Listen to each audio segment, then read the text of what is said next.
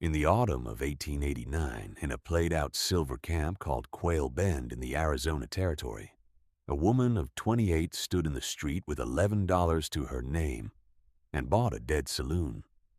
The building had not poured a drink in 9 years. Its roof sagged where the snow of one hard winter had crushed it, and the men of the town agreed it was worth less than the lot it stood on. The auctioneer made his joke, and the small crowd laughed, and the woman did not laugh. She had not come for the building. She had come for what she suspected lay sealed inside its walls, and she was the only person within 100 miles who knew how to read a wall the way her father had taught her to read one. Her name was Nora Vane, and she had arrived in Quail Bend 3 weeks earlier on a freight wagon, riding atop her father's tools because there had been no money for a seat. The tools were a mason's tools, a plumb bob worn smooth as a river stone, a pointing trowel ground down to half its width by 30 years of use, a 4-pound brick hammer with a handle her father had wrapped in waxed cord against the sweat of his palm. She carried them in a canvas roll, and when she set the roll down, it made the sound of a thing that had been carried a long way. You may know already how it feels to be counted for nothing by people who never troubled to ask what you could do.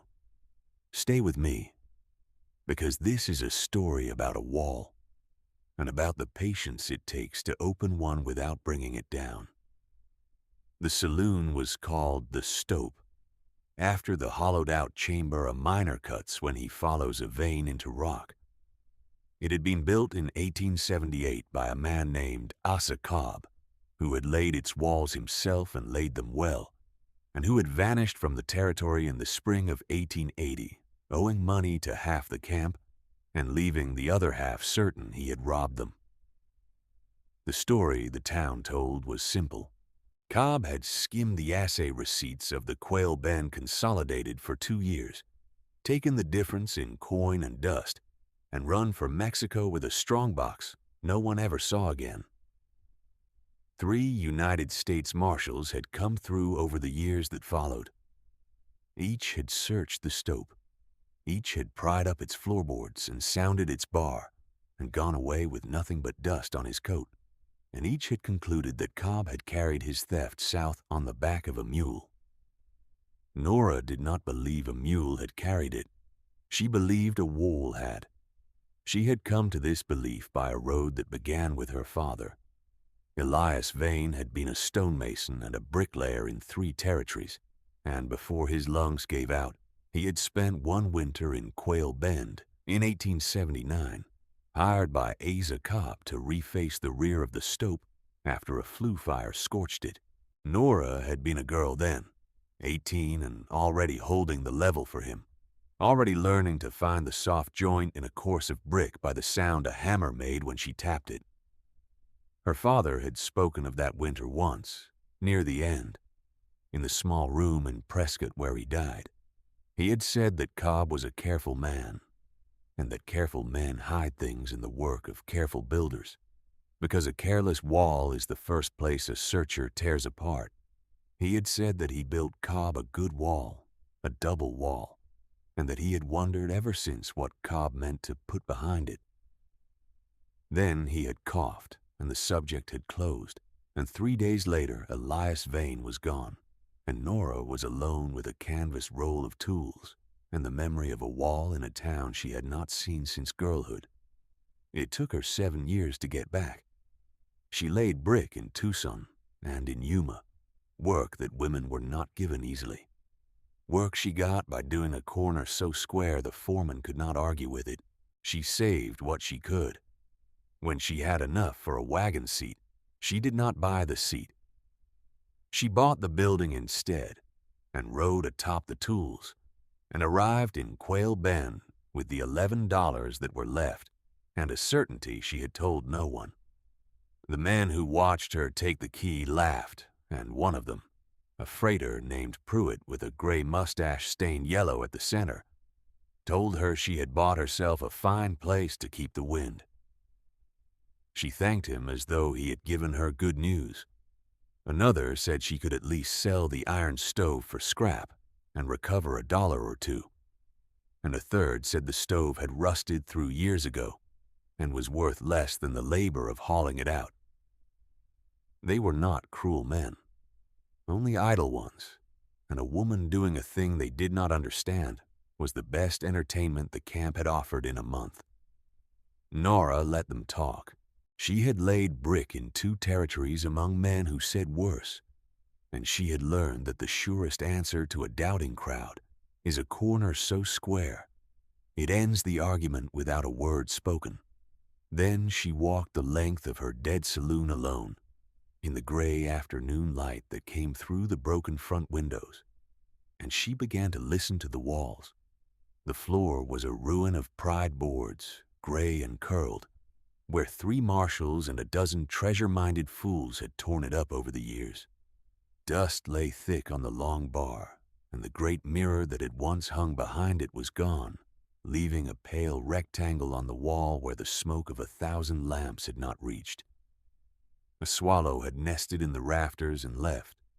The place smelled of cold ash and old wood, and the particular mustiness of a building that has stood empty through many winters. She stood in the middle of it and felt not fear, and not the loneliness the men would have expected of her, but the steady attention of a craftsman taking the measure of a job. A mason listens with a hammer. She took up the brick hammer with the waxed cord handle, the one her father had carried 30 years, and she tapped the front wall, course by course, and the sound came back flat and true. The sound of solid brick laid against solid brick, with nothing behind it but more brick. She tapped the side walls and they answered the same. She worked from the floor upward and from one end to the other, missing nothing, because her father had taught her that a wall keeps its secret in the one course you did not trouble to sound. The light failed before she reached the back, and she lit no lamp, having little oil to spare, and she slept that first night in the cold shell of the building with her coat for a blanket and her satchel for a pillow, and she listened to the wind find every gap in the place and thought that Pruitt had been right about one thing. It was a fine place to keep the wind. In the morning she went to the rear wall, the wall her father had refaced in the winter of 1879, and she tapped it, and it lied to her. It is a particular thing, a wall that lies. To an ear that has not been trained, brick is brick, and a tap is a tap. To Nora, the rear wall of the stope spoke in 2 voices. The lower courses, to the height of her shoulder, gave the flat, true note of solid work.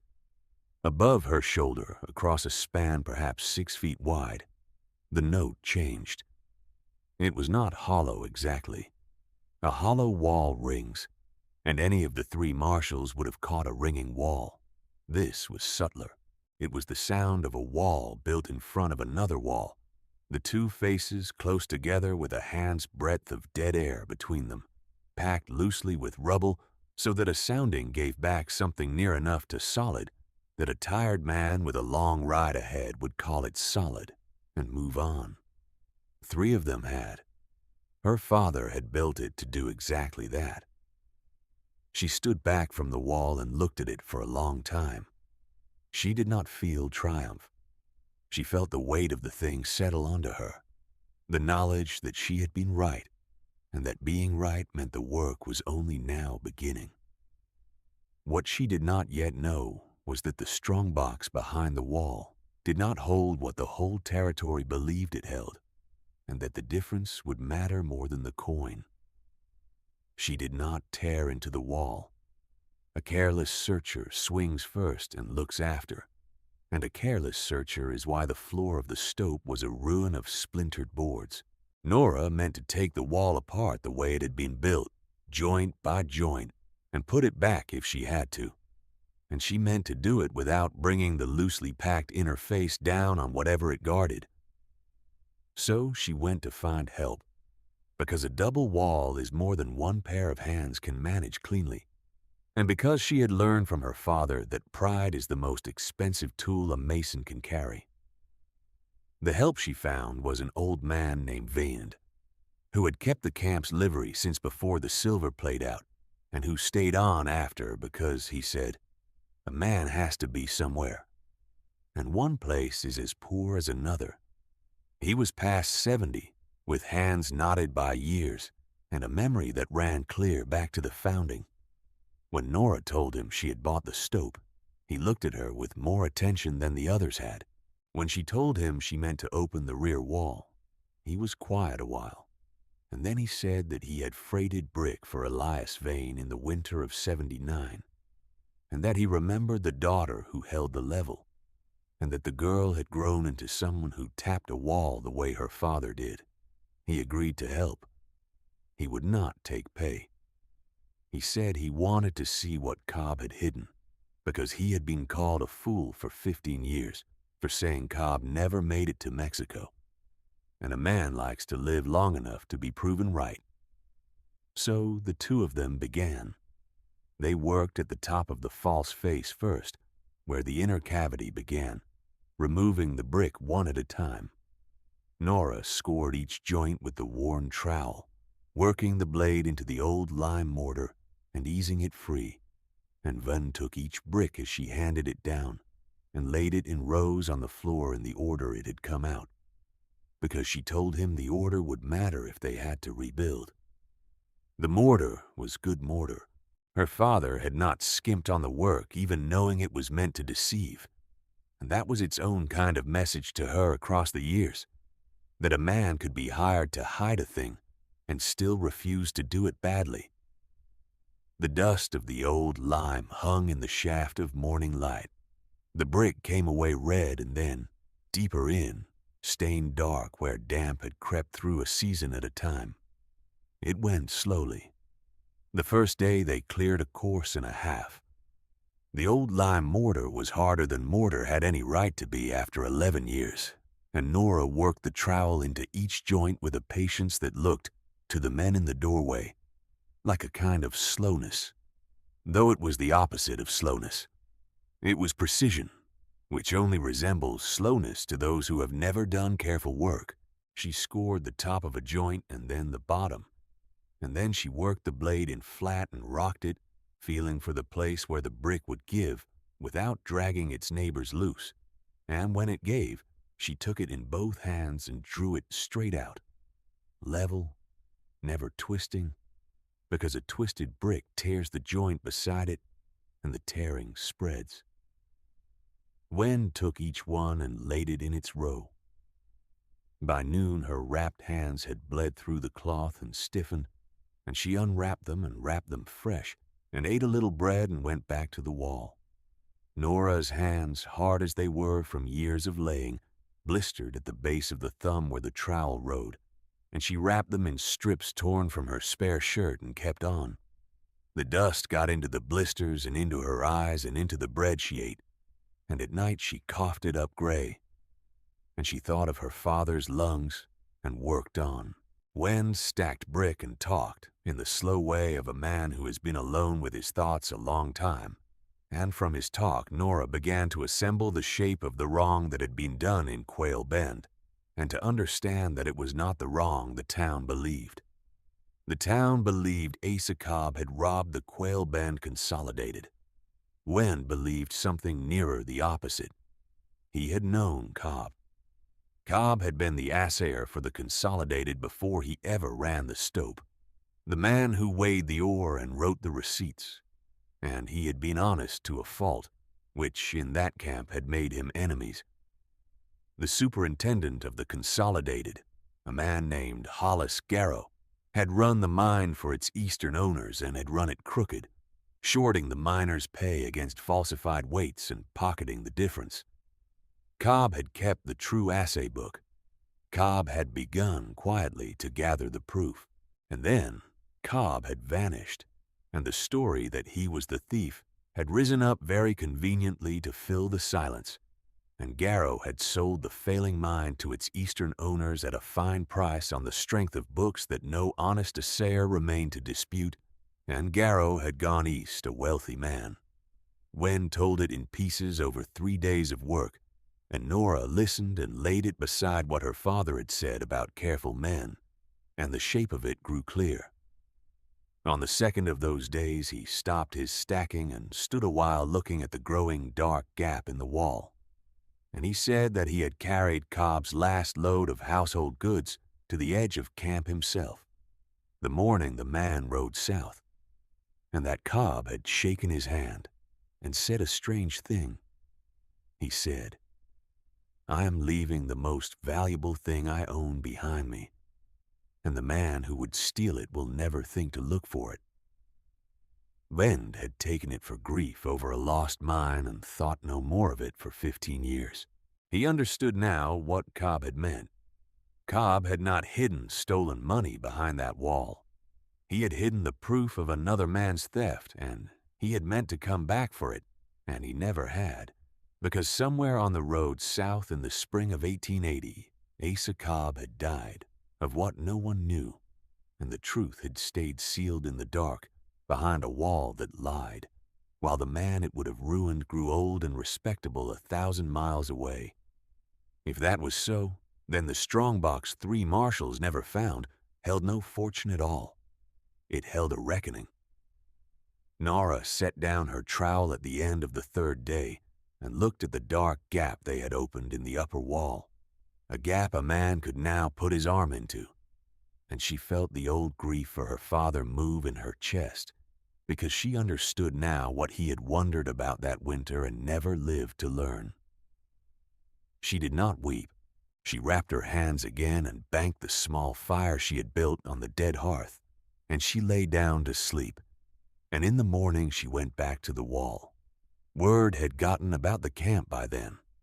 A woman tearing into the stope was a curiosity, and curiosities draw a crowd even in a town with little left to do. Men came and stood in the broken doorway and offered the kind of advice that costs nothing to give. Pruitt the freighter came twice. The first time he said she would bring the roof down on her own head, and the camp would have to dig her out. The second time he said less, because he had looked at the neat rows of brick laid out on the floor, in the order of their removal and at the clean scored joints, and even a man inclined to mock could see that whatever this was, it was not the flailing of a fool.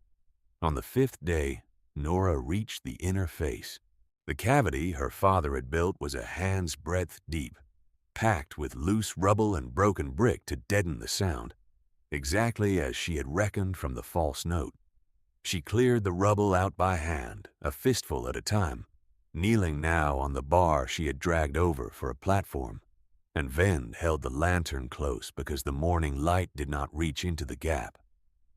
The rubble came away, and behind it, set into a niche her father had left in the true wall, wrapped in oilcloth gone black and stiff with age, was the corner of an iron box. She did not pull it free at once. She cleared the rubble from all around it first, patiently the way you free a stone from a stream bed without disturbing what lies beneath. And she saw that the niche had been made to fit the box, and the box had been made to fit nothing in this world but its own grim purpose. It was a strong box of the old freighting kind, iron-banded, perhaps 18 inches on its long side, heavier than its size promised when at last she worked her hands beneath it and lifted. The oilcloth flaked away in black scales. Beneath it the iron was sound.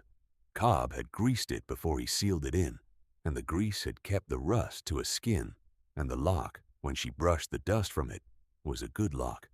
A Yale pattern padlock through a heavy hasp, and it held. She had no key. She had not expected one. A man who hides a box behind a wall does not leave the key in the lock. Here the work changed from masonry to something finer, and here her father's teaching reached even further than she had known, because Elias Vane had not only laid brick. In the lean winters he had mended locks, for a mason who can read the inside of a wall can learn to read the inside of a lock, and he had taught his daughter the patience of it on the long evenings when there was no other work. Nora took from her satchel a folded square of soft cloth and unrolled it. and inside were 2 slips of spring steel. She had ground herself, a tension wrench and a pick, the only tools she owned that her father had not held first. She had made them in Yuma, on nights when she could not sleep, against the day she would need them, and she had never told a soul why. She set the lantern where it would not throw her own shadow on the lock. She knelt on the bar and steadied her breathing because a lock is opened with the breath as much as the hands, her father had said, and a man who holds his breath holds his hands too tight. She slid the wrench into the base of the keyway and gave it the lightest turn, the turn that is less a turn than a question, and she felt the plug answer, a faint binding that told her which way the lock was cut. Then she began to find the pins, one at a time, lifting each to its shear line with the pick and feeling it set. A small click come up through the steel into her fingers and from her fingers into the long memory of her father's evenings. The work was slow and went by, feel alone, in a darkness inside the lock that no lantern could reach, and twice she lost the whole set when her hand cramped and the tension slipped, and each time she released everything and let her hand rest, and began again from the first pin, because a lock will not be hurried any more than a wall will. Vend held the lantern and did not speak. The camp men in the doorway had gone quiet. There is a kind of silence that gathers around skilled hands at work, even among people who could not name what they are watching. And that silence had filled the dead saloon until Nora could hear the small dry tick of the pins and the slow draw of her own breath, and nothing else at all. The 4th pin was the hard one. It was worn, and it set false, dropping back each time she thought she had it, and she breathed slow and worked it by the smallest degrees, easing the tension until it stood at the very edge of nothing, lifting the pick the width of a hair, and no more. The sweat stood on her forehead and ran into her eye, and she did not wipe it. The lantern flame did not waver. Wen's old arm did not tire, or if it did, he gave no sign, and the whole of Quail Bend seemed to hang on the head of a steel pick the width of a grass stem. Then the pin found its shear line and stayed, and she felt it through her fingertips before she dared believe it. And the 5th came easy after it, and she gave the wrench the last quarter turn, and the shackle of the lock sprang open with a sound like a small bone breaking. No one cheered. That was not the kind of moment it was. Nora lifted the lock from the hasp and set it aside, and she raised the lid of the strongbox, and the air that came out of it was the cold, dead air of 9 years sealed in iron, and the lantern light fell into a box that held no coin and no dust and no gold at all. It held paper. It held a ledger bound in black, and beneath the ledger a thick packet of assay receipts tied with faded string, and beneath those a sheaf of letters and folded on top, where a man would put the thing he most wanted found, a single sheet in a careful hand. Nora lifted it out, and Wen brought the lantern close, and she read it aloud, slowly in the cold of the morning, and the men in the doorway leaned in to hear.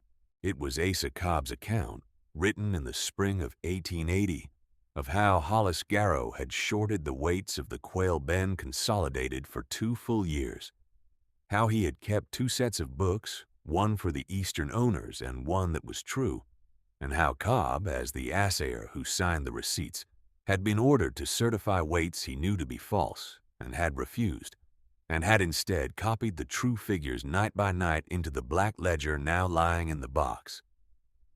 Cobb had written that he feared for his life, that he meant to take the proof to the territorial court at Prescott, and that if anything befell him on the road, he had left the truth where a careful builder could find it and a careless searcher never would.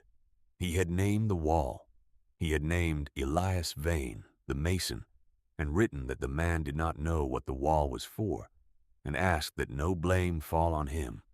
And he had signed it, and dated it, and sealed it in the iron, and ridden south, and died. The reckoning had waited 9 years in the dark for a hand that could open it. It had found one at last. Nora Vane sat back on her heels in the gray light with the letter in her wrapped hands, and for a moment she did not move. The grief came up in her again, not for her father only now, but for Cobb, an honest man whose honesty had cost him everything, and whose name had been blackened by the very men he tried to expose. She understood, sitting there, that the work was still not done. She had opened the wall and the box and the lock. Now she had to open the case itself, in the only court that could undo what had been done. And she was a woman with no money, no standing, and a story that the powerful had every reason to bury again.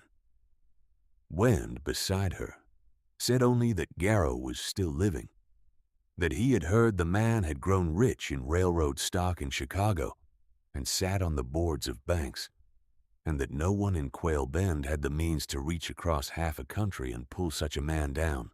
Nora folded the letter back along its old creases and laid it in the box. She said that means was not the only thing that moved the law. Proof moved it too, if proof was put in the right hands in the right way. And proof was the one thing she now had that no one had ever had before. She did not say it as a boast. She said it as a mason says that a wall is plumb, because it was either true or it was not. And this was true. There was a man she could reach. Among Cobb's letters was correspondence with a clerk of the territorial court at Prescott named Delmer Voss, a name Nora recognized, for Voss was still living too, a very old man now, retired, who had been a young clerk in 1880 and who had taken Cobb's first inquiries before Cobb vanished. If anyone remained who would know the weight of these papers and the proper road to lay them before a judge, it was Voss. Prescott was 4 days by wagon. Nora had $11 less what the week had cost her, which was not enough. And here the camp surprised her. It was Pruitt the freighter who came forward, the man who had laughed first. He did not apologize, for that was not his way, and Nora did not need it. He said only that he had a wagon going to Prescott on Thursday with a load of hides, and that there was room on the seat, and that he had buried 2 brothers who worked the Consolidated for wages that came up short year after year, and that if there was a chance these papers were what the woman said they were, he would carry her to Prescott for nothing and consider himself in profit. Nora accepted the seat. She had learned long ago to take help when it was offered honestly, because refusing it is only pride wearing the mask of strength. If you have ever waited a long time to be believed, you will know what it cost her to ride out of Quail Bend with that box on her knees and not yet know whether the world would listen. She rode anyway. That is the whole of courage, most days. You ride anyway. She carried the Strongbox to Prescott wrapped in a clean grain sack, and she found Delmer Voss in a small house at the edge of town, with a garden gone to seed and a mind still sharp as a new chisel. He was past 80. His hands shook. Yet when Nora set the black ledger on his table and opened it to the first page of true weights in Cobb's hand, the old clerk went very still, and then he wept quietly, without sound, the way the old weep, and he said that he had known. He had always known. He had taken Cobb's first complaint in the spring of 1880 and entered it in the docket, and then Cobb had disappeared, and the complaint had been struck for want of a complainant. And Voss had spent his whole long life certain that a good man had been murdered for the truth and unable to prove a word of it. Now the proof sat on his table in a dead man's writing. Voss knew the road. That was what Nora had come for, and it was worth more than money. He knew that the matter could not be tried in Quail Bend, nor settled by any single judge with a grudge, that Garrow's wealth could buy delay and confusion and the slow death of a case in a crowded docket. He knew also that the territorial court kept records, that the original false receipts Garrow had filed with the court in 1880 to support the sale of the mine were still on file, sealed in the archive, never disturbed because no one had ever had reason to compare them against anything. And Cobb's true ledger was the thing to compare them against. 2 sets of figures for the same ore on the same dates, one filed by Garrow under oath, and one recorded in secret by the man who actually weighed the ore. Laid side by side, they were not an accusation. They were arithmetic, and arithmetic does not lie and cannot be cross-examined into confusion. It took the better part of a year. Nora did not go home to wait. She stayed in Prescott and took work laying brick for a new bank, going up on Gurley Street, square honest work that kept her fed while the slow machinery of the law turned. And in the evenings she sat with Voss and helped him order the papers, page against page, date against date, building the case the way she built a wall, course by course, nothing out of plumb. Voss found a young attorney named Reyes who had no love for the Eastern money that ran the territory, and who took the matter for the principle of it and for the fee the territory would pay if it prevailed. The receipts were drawn from the archive under a judge's order. The comparison was made, and the comparison was beyond argument. Hollis Garrow was never brought to Quail Bend. He was never brought anywhere. That is not how such things end, and Nora had never imagined it would be. He was an old man in Chicago by then, insulated by lawyers and distance, and the criminal road was long closed by the years. The territorial court could act even so, on what it found in its own records, and what it found was that the sale of the Quail Bend Consolidated in 1880 had rested on weights sworn false, and a wrong record, once proven wrong, can be set right. The judgment came in the autumn of 1890, a year almost to the day from the morning Nora bought the stope. The court found that the miners of the Quail Bend Consolidated had been underpaid against falsified weights across 2 years, and it ordered restitution out of the proceeds of the fraudulent sale, which the Eastern owners, eager to be clear of the stain, did not contest. The sums were not fortunes. Spread across the families of men long since scattered or dead, they came to a few $100s here, 100 there, carried to widows in 3 territories by a court that for once did its slow work in the right direction.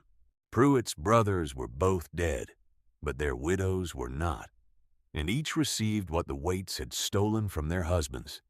And Pruitt, who had carried Nora to Prescott for nothing, was paid back in the only coin that mattered to him, which was the sight of a wrong made right while he was still alive to see it. Asa Cobb's name was cleared in the same judgment.